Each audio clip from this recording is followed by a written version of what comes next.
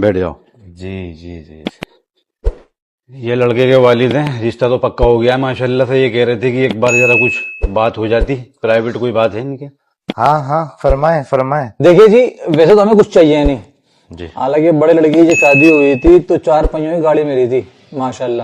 وہی برتتے ہیں بھائی, لڑکی برتتی ہے بھائی, ہم نے کچھ نہیں برتتے بھائی ماشاءاللہ ہے.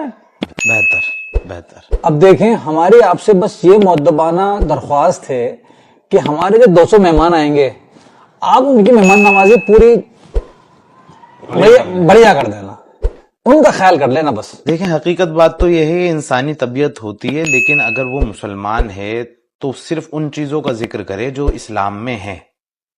اسلام میں جہیز کا ذکر نہیں, اسلام میں زکوٰۃ کا ذکر ہے. اگر آپ زکوٰۃ کے مستحق ہیں تو کھل کے بولیں کہ زکوٰۃ چاہیے. کیا کیا کیا بہت بات کر رہی ہیں. دیکھیں گرم نہ ہو, پٹائی وٹائی ہو جاتی ہے یہاں پہ. مسئلہ یہ نہیں ہے, مسئلہ یہ ہے کہ وہ مہمان کس کے ہوں گے. ارے بھائی وہ ہمارے مہمان ہیں. بھائی اگر آپ کے مہمان ہیں تو آپ کریں نا ان کا انتظام. یہ بلا وجہ لڑکی والے کو کیوں لدوانے میں لگے ہوئے ہیں, گھوم پھر کے کہیں نہ کہیں سے آ جائے اس کی گردن.